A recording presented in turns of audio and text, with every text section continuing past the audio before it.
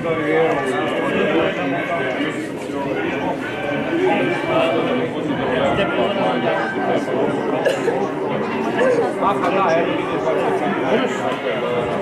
onom gomilom. Da, ona kutija.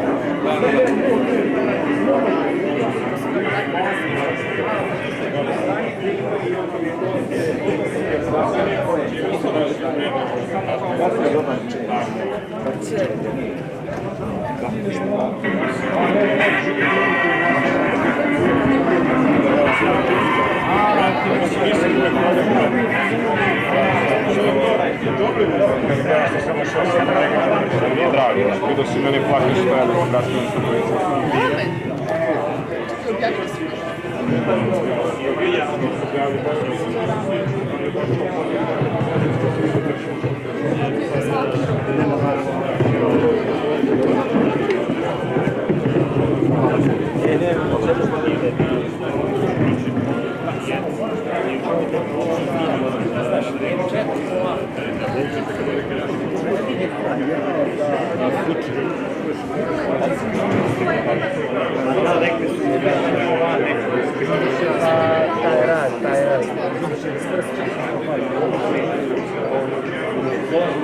Može, čekaj se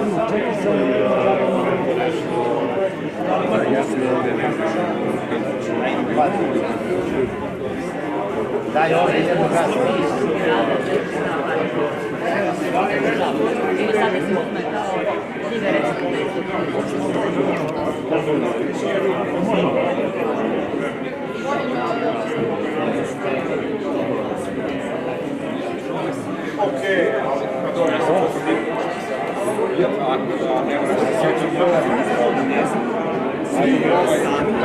Samo evo vidi, on imaš svi meri.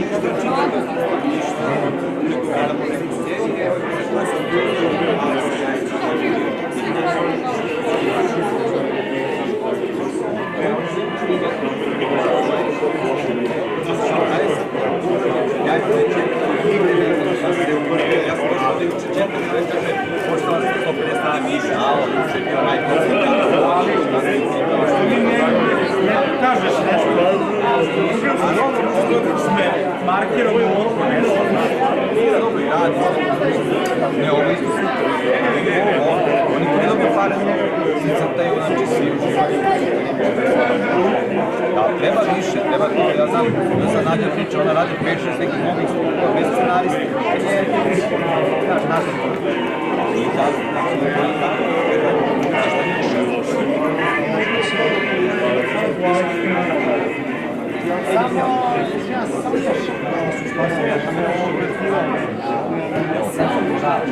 Vidi se unutra, ja mislim da ne može ne vodi. Ali u čovjeku kako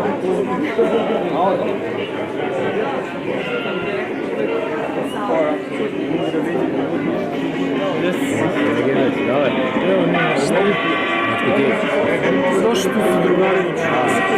Da vidimo opet neki drugari.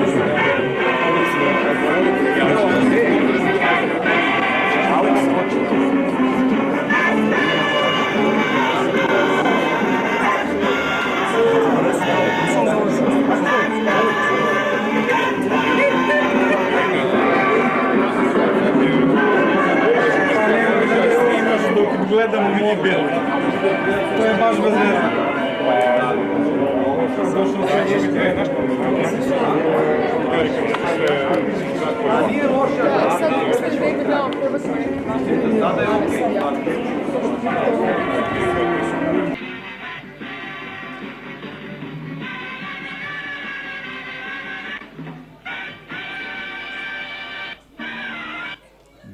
Dobro veče.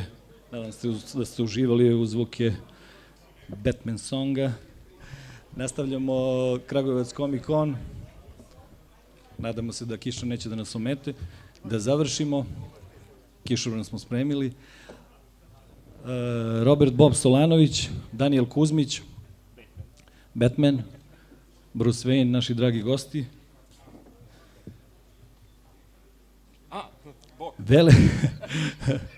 Dugo godina smo dogovarali ovo gostovanje i meni je drago da smo najzad uspeli dovedemo Boba u Kragujevac, to jest da on ima da on prilagodi svoje obaveze, da može da dođe. Bob je dobrodošao. Bolje vas našao i hvala što ste zvali. I što si bio uporan. To. I hvala svim ostalima u organizaciji. Dobro, ja mislim da je ovo prvo, ali nadam se i sledeće godine ćemo se družiti redovno pa da produbimo ovo naše. Evo, da, nismo predstavljali do sada plakate, bilo je divnih plakata, na zadnjoj tribini ćemo predstaviti sve plakate i ovako uživo da se vide, ovo je Bobov rad. Kaži nam nešto o tvom radu, evo, za koga, šta zadnje radiš, šta spremaš, pa ćemo dalje da se uključimo. Da, na plakatu je Mr. Mačak jer kao po tom sam najpoznatiji, ali zapravo nisam jako dugo radio. Mr. Mačka jer, jednostavno, prošlo me. Da, meni lično najomiljeniji tvoj junak. Mislim, meni je drago da sam ga smislio, drago mi je da je Macan sudjelovao u tome projektu kao scenarist. Mislim da smo napravili super stvar, ali sve ima svoj početak, sredinu i kraj i tako. Znači, evo, nismo to planirali, ali evo možda kažemo, znači, ne planiraš ništa. Ako se desi, desi se, ako ne... Da, mislim, nije da ga ne planiram, nego jednostavno htio bih raditi neke druge stvari, već zapravo godinama radim druge stvari nekakve, jer sam dosta dugo radio Mr. Mačka samo i Kljunove. Pa sad, ispunjavam neke druge, pokušavam ispuniti druge ove fantazije, da napravim, ne znam, eventualno western ili ne, znaš, nekakav drugi žanrovski strip. Superherojski mi nije više toliko bitan, ali... Je li to nešto na Danielu stranu ili... Ne, on je okej. Balkanski Batman. Da. Ajde da kažemo nešto, Daniele, o tome koji si ti put u Kragujevcu. Kaži nam to prvo. Jel si mogao da se setiš koliko si puta do sad bio? Mislim da sam do sad bio, ne znam, 3-4 puta, ali tu sam od samih početaka, ako se ne varam. Ja mislim čak i više, da. Više, kad je bilo tu i jako puno forumaša, baš gomila ljudi i gosti iz Italije i svašta, evo ga, tako da put te pozivam da i sljedeći put pozoveš neke goste iz Italije, tako da malo budemo još multinacionalni. Da. Da ne bude samo Hrvatska, pa da smo onda multinacionalni. To ni mi ne računamo kao upravo međunarodnu strip konferenciju. Evo da kažemo, znači bilo je pregovora sa Davidom Furnom i bilo je sve gotovo da dođe, međutim iskrsli su mu neki poslovi i nije mogao morao je da prihvati to i rekao je da ne može. Znači eto, nadamo se da će sledeće godine, obećaju sledeće godine, znači eto, da se nadamo da će stvarno sledeće godine da bude ona prava međunarodna strip konferencija. Ako preživiš ovaj 13. nesretni. Ako preživim, da. I ovu kišu. Ma nije nesretan uopće. 13. Da. Kaži nam, kad počinjemo ovu priču, ja sam osmislio ovo da pričamo o Bobovom radu i o sad trenutno nekoj situaciji u stripu u Hrvatskoj. Što se tiče domaćih autora, ovo što radimo, preštampavanje kao i naši ovih stranih, to je okej, to svi pratimo, nego kakva je situacija, mislim da se slabije čuje o domaćim autorima, na primjer u medijima i ovako u nekim razgovorima, da se slabije priča o domaćim autorima, domaćim časopisima nekim. Kako je sad situacija? Mi svake godine sa tobom i pričamo o tome kakva je situacija. Eto, bio si 21. pričali smo isto o tome kako je situacija, imali časopisa. U biti kod nas, evo, koliko sam skužio, vrlo razvijena autorska strip scena. Recimo, evo, imamo, s druge strane, imamo neku staru gardu, recimo, poput Boba Solanovića, koji se... Pa jesi, da, sad imamo, recimo, grupu autora, dobro, nisu svi tu mladi, ali koji se okupljaju oko hrvatskog autorskog stripa, koji imaju svoj sajt na Facebooku, ne, recimo, kako smo i već rekli, ne, oni izdaju i fanzin, recimo, Ohoho, koji je iznikao iz nekog drugog festivala Street Art i znači njihov drugi projekt je Strip Prefix, isto strip magazin koji okuplja različite autore. Mislim da čak i ne samo hrvatska, da su i srpski ovoga. A što se tiče i samog fanzina, tu isto može se svako javiti na konkurs i zadovoljava kriterije, vjerojatno će ući. Ne? Mislim da je sad već raspisan natpis za 6. Ohoho magazin, mislim za 666, tak da, i uvijek je tematski, svaki broj nosi jednu temu, tak da očito neki sotonski. Ne samo to, znači ne samo strip magazin i strip fanzini, ima i tu i puno autorskih albuma koji isto objavljaju članovi, recimo Jan Škrinjar, pa onda ne znam ko je ovo, Davor Šunke isto nešto izdao i Marko Dješka, non stop, osim što je stripaš, on je i vrhunski animator koji ubire razne nagrade po svim mogućim ovim festivalima i tako. Eto, nešto možda Bob, imaš nešto reći na tu temu? Ima budući puno da si internet ti dio. nekih i stranica i na društvenim mrežama koji se bave tim autorskim stripom u Hrvatskoj. Isto i kod nas u Srbiji, ali... Što si prvo... Ne, sorry, nisam prvu riječ čuo. Šta je bilo sa tim stranicama i to? Da ima dosta stranica koje su aktivne na promociji hrvatskog stripa. Mislim da Dješka drži jednu, ali tako? Pa mislim da je to, da, mislim da je to što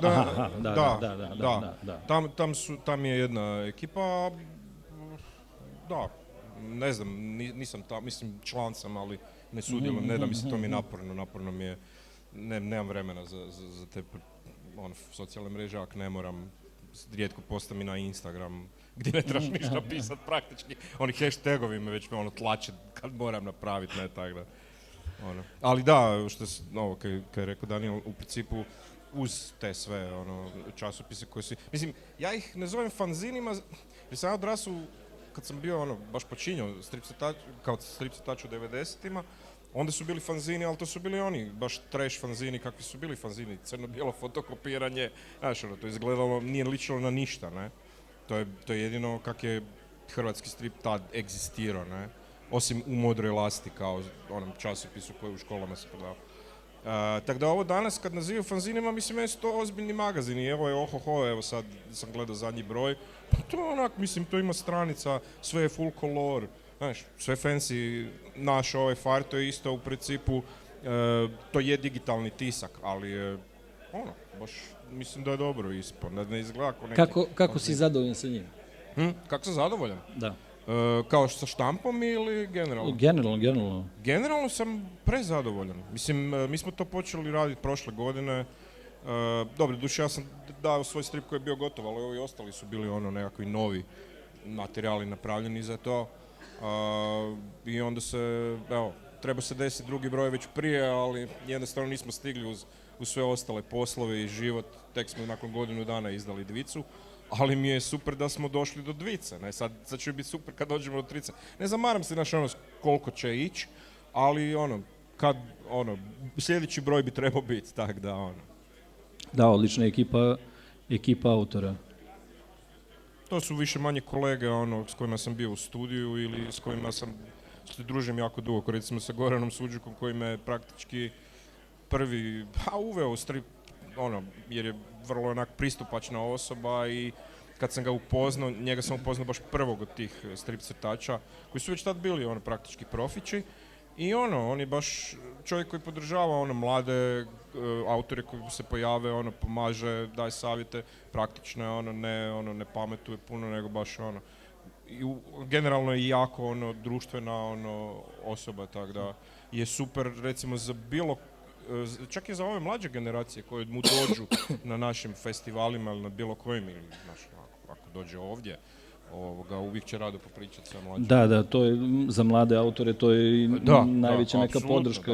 Da. Imamo, mislim da je dobra stvar kod male scene nekakve ili kod malih država, što su naše pogotovo, ne, je to što u principu možeš biti u dodiru, zahvaljujući pogotovo još festivalima, sa tim ljudima, ne?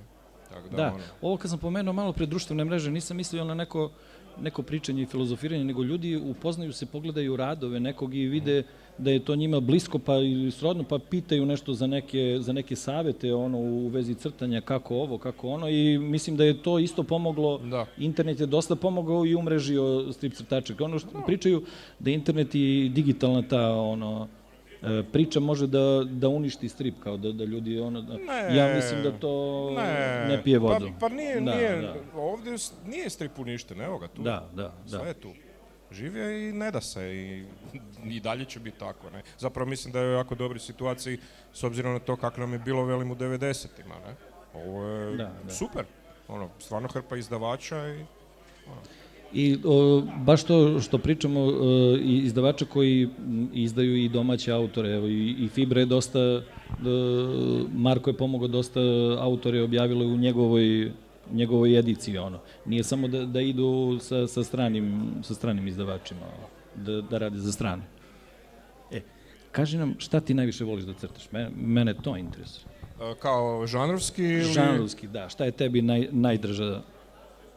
Nemam jedini omiljeni žanr, nego ja pokušavam, htio bi kroz život i kroz karijeru pokriti više manje sve žanrove na kojima sam odrasao, ne? Znači, ne znam, krimić, superherojski, nekakav, ne znam, pa možda čak i postapokaliptični, western definitivno, to mi je u zadnje vrijeme jako velika obsesija i izazov, jer je većina strip crtača se boji crtati konje, mene to prestravljuje, anatomija generalno, a pogotovo anatomija konja, ali baš zbog toga mi je onda kao napeto da vidim kako bi se ja okušao u tome, tako da to mi je, i mislim da me privlači generalno bilo kakav žanr danas, zato što mi se čini da žanrovski strip polako izumire.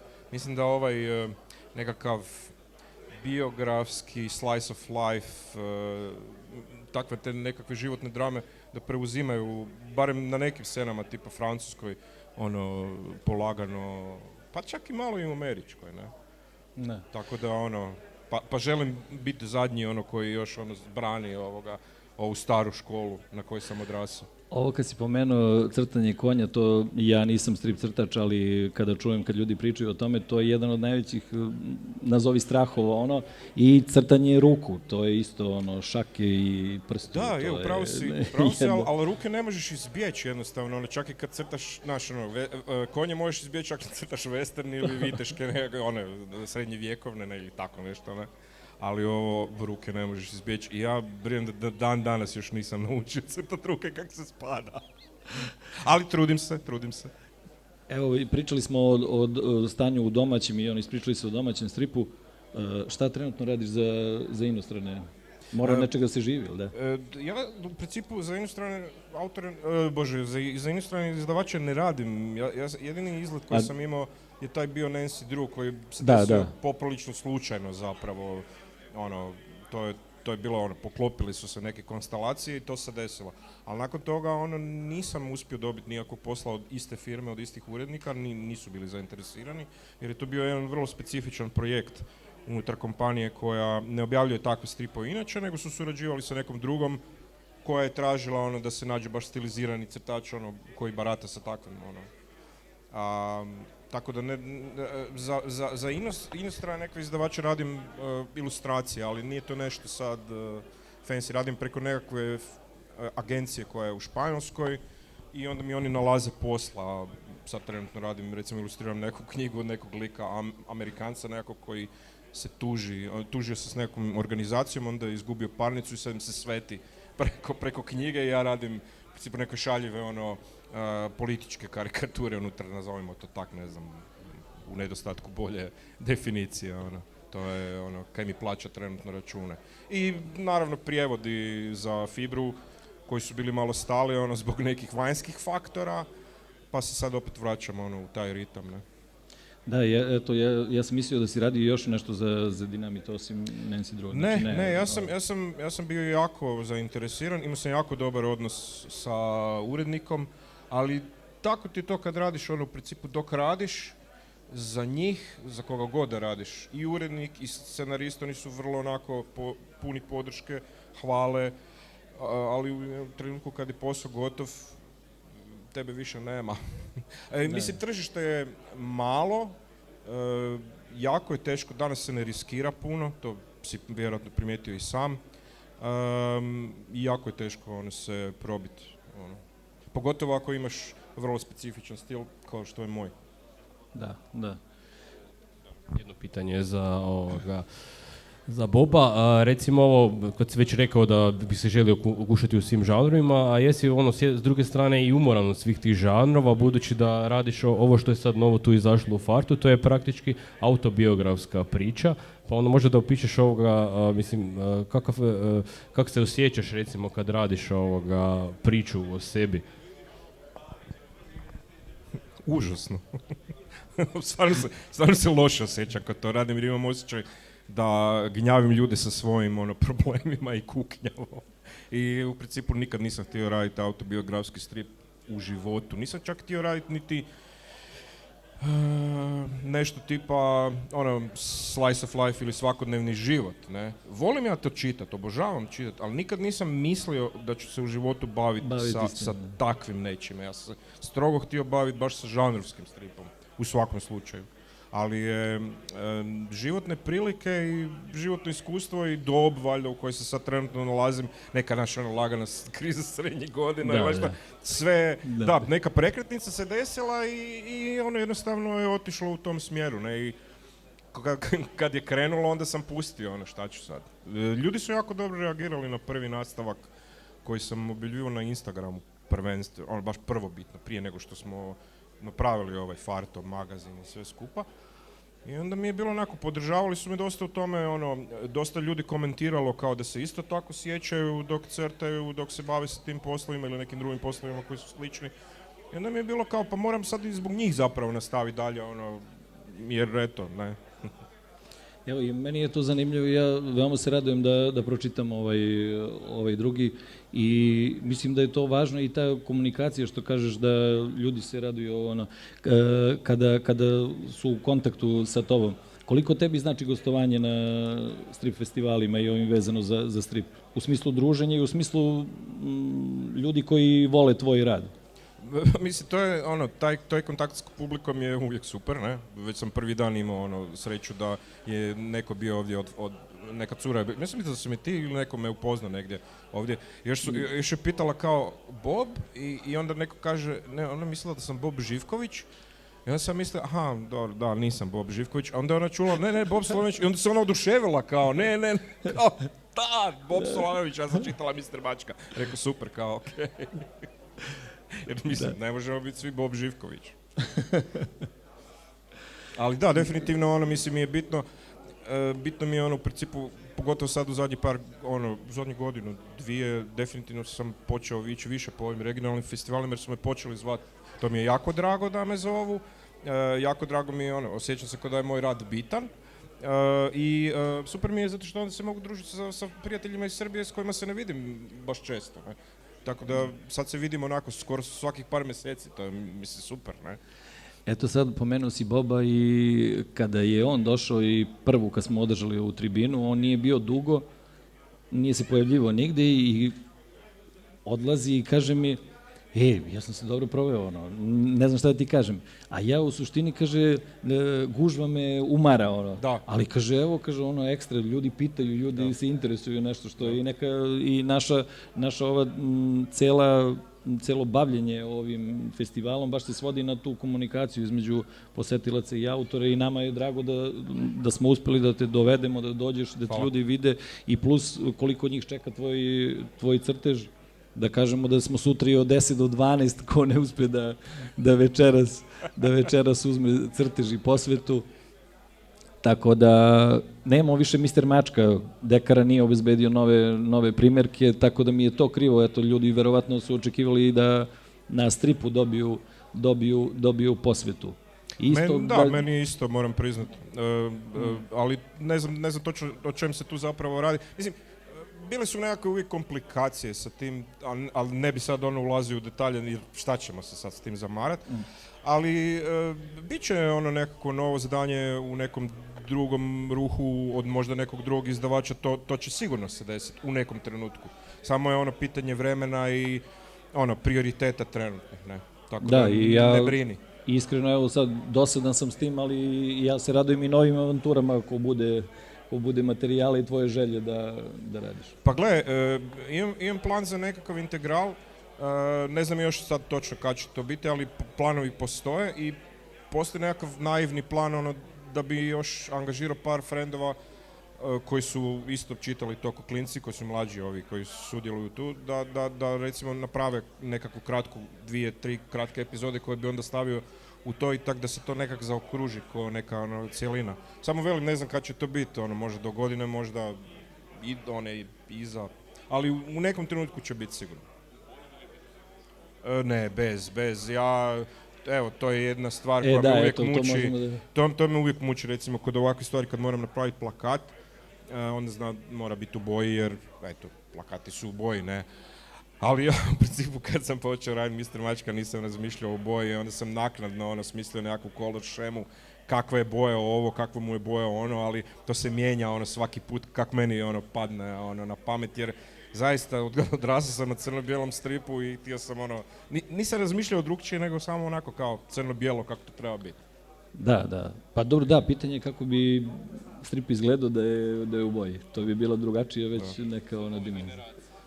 On je izlazio u koloru u nekom trenutku, prebacili su nas iz crno-bijelog, kao dali su nam kolor, ali to meni nikad, iako je kolor bio dobar, ali nikad to meni nije nešto posebno značilo, jer velim, odgoj je bio strogo na crno-bijelom stripu, ja sam htio strogo naučiti crtati crno-bijeli strip jer sam bio kao klinac oduševljen sa ne znam, Johnny Hazardom ili Steve Cannionom ili Rip Kirbyjem od Alexa Raymonda u stripoteci, kako su ti ljudi, kako oni znaju gdje treba staviti sjenu.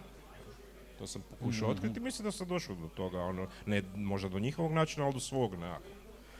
Evo, kaži nam za kraj, ja nisam čitao sad da se ne izglupiram, ovo će ići dalje, tako? Da, ovo sad ide definitivno dalje, u principu jedini strip unutra koji je u nastavcima je moj. Ovi ostali ljudi koji su sudjelovali u prvom broju i u drugom broju i sudjelovat će dalje, oni rade svoje stripove koji su onako samostojeći.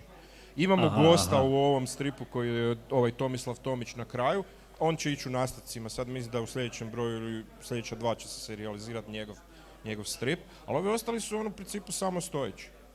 Tako da je, šta bi rekli, accessible, pristupačno je izdanje, iako je nažalost prvi broj rasprodan, ali može se PDF, imamo besplatno, se može skinuti sa jednog sajta na koji smo ga uploadali od jedinice, tako da nije problem. Eto, da, pošto nisam čitao da ne bi sad nešto izgriješio, Danijele, kako je bilo u prvom broju? Kaži nam nešto više nisam upućen. To možda da ti kaže najbolje sam autor ovoga, tako da nisam ja još nabavio drugi broj. Da stvarno ljudima dočaramo... Pa evo ovako, probat ću ukratko prvo koncept je, mi svi koji smo unutra, više manje smo zaradili zajedno, i nas zapravo autorski strip nikog od nas nije zanimao, u smislu, mi su svi htjeli baviti komercijalnim žanrovskim stripom, ali većina nas nije u tome uspjela zbog ovog, zbog onog. I onda smo jednostavno počeli raditi stripove koje bi mi htjeli čitati i Goran Suđuka se ponudio da ih objavi kad je vidio koliko već magazina drugih počelo u Hrvatskoj izlaziti. Jednostavno je rekao kao, pa što meni ne bi napravili kao svoje? Ja rekao, Đuka, ako ćeš ti to financirati, nema problema. Ja rekao, da. I to je tak počelo. Tako da su to zapravo sve nekakvi polukomercijalni, poluautorski stripovi, ne? Ali su svi vrlo ozbiljni pristupom i ja se sjećam da su reakcije kad smo jedinicu objavili, ljudi su to otvorili i bili su iznenađeni kao pa ovo izgleda skroz profi, jer naslovnica je bila dosta onak jednostavna i zezantska, čudna kao, ali neočekivano unutra je bio odrasli materijal, ne? Tako da imamo Franz Strukan koji radi u principu Red Sonju za Dynamite, pa radi nekakve stvari koje ga ispunjavaju, jer kaže sam da ga rad na Red Sonji baš pretjerano ne veseli. Matej Stić koji je definitivno jedan najboljih crtača nove generacije, koji radi baš svaki put svoj nekakav strip. Prošli put je radio Putin protiv Elona Muska je bio u prvoj, to nam je bio ono glavni strip ovoga na prvoj epizodi i baš je bio aktualan u to vrijeme jer je zbog rata, ali Musk je imao svoje nekakve idiotske ispade pa Valentinu Briški koja je jedna od mislim, kod nas ima puno žena na strip sceni, ali ja ih ne poznam baš sve. A ona mi je super zato što ona ne brije isto baš na autorski strip skroz, isto voli komercijalne stvari. Tako da se dobro uklopila u našu ekipu, ona inače jako dobra crtačica i odlična koloristica. Bavi se, ona farba za Amerikance, radi sad trenutno za IDW. Goran Suđuka je u svakom broju unutra sa nekakvim svojim stripom, prošli put malo dužim, ovaj put kraćim. Koje još imamo goste, internacionalne goste koje smo upoznali na Herceg-Novskom festivalu.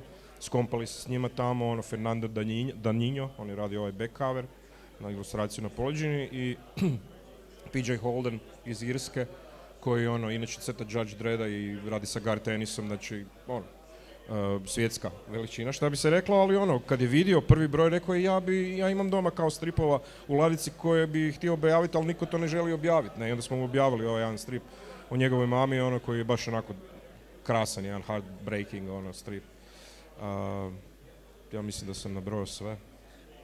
Pomenuo si taj društveni kontekst, maski i ostalo. Meni je to zanimljivo kad autori rade, na primjer, pomili smo malo pre Rufus Degla na prethodnoj tribini i Rufus ne propušta priliku, na primjer, da negde napljuje Trumpa svojevremeno, to mu je bilo omiljeno. Tako da li misliš ti da o našem stripu, znači autorskom, srpskom, hrvatskom, fali tog društvenog konteksta ili misliš da ga ima u stripovima? Pa gle... I da neko sme i da i politički da...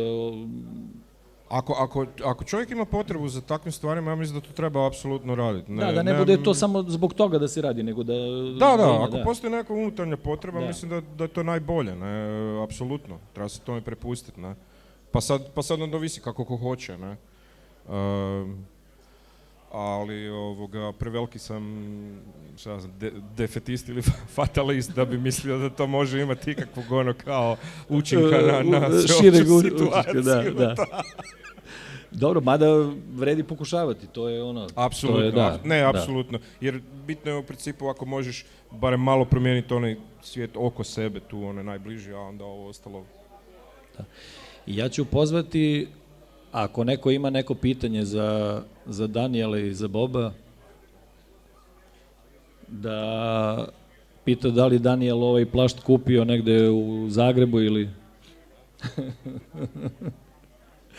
Da, kaži nam, nisi tako prešao granicu, ali pričao si mi za Kostim Čika da si prešao granicu tako. Možeš da ispričaš dogodovštinu? Evo, možda jedna anegdota sa prijašnjih festivala tu u Kragujevcu. Mislim da je bilo pre 5 godina. Pre 6 godina ja sam cosplayao Čika, imao sam veliki trbuh, naravno bilo ispod jastušica i sve to, ništa drugo. Mislim da sam baš vozio isto kasitara i to je bio 31. august, mislim zadnji dan, vjerojatno kad je cijela istočna... Bio si u pravu, 5 godina, 18. Cijela istočna Evropa je išla u zapadnu Evropu, čekali smo 4 sata na srpskoj granici. I kad smo došli do ova kućice, i kako sam ja bio ko Čiko, obučen imao sam ovak, i kad me pogleda iz kućice vidi tu veliki trbuh, i ono se isplanižira, gospodine, što to imate da nije bomba, da nije bomba, i odmah komešanje u kućici, odmah policija iskače iz kućice, mene isto kao odmah za ruke i auto smo odmah skrenuli sa strane, i sve su nas pregledali, i auto, i mene, ja sam detaljno sve morao objašnjavati. I kad su skužili da u biti smo mi obični turisti praktički, i onda im kažemo kao mi smo u biti bili na strip festivalu, i oni nas pitaju, vi ste striperi? Rekao da baš, ja rekao ko Čiko, a izgleda kao strip crtač, malo neobično, ekscentrično, i onda kao veli, imali ste baš sreću što ste nabasali na jedinu ženu tu na granici koja ne čita stripove i ne kuži, I veli, koga ste glumili? Pa rekao sam, ja sam Čiko, ja sam Čiko, Čiko iz Zagor. A da! I onda ovaj drugi policajac veli, gle, ima i pištolj. I onda se svi nasmiju i veli, ajde odite da vas ne vidimo više, I tako da, i onda smo se još 1 sat uključivali u red i onda još 5 sati smo čekali do hrvatske granice, tako da, bilo je vrlo zabavno. Mislim da je Istok Sitar se zakleo da više nikad neće sa mnom autom do Kragujevca. Ali evo, ipak je došao. Ipak je došao i on, da, i ipak si došao i ti, znači, posle toliko muke, kad si mi ispričao, ja sam mislio čovjek više neće da dođe nikad u Kragujevcu. Ali sam mazohist. Evo, efektan kraj tribine.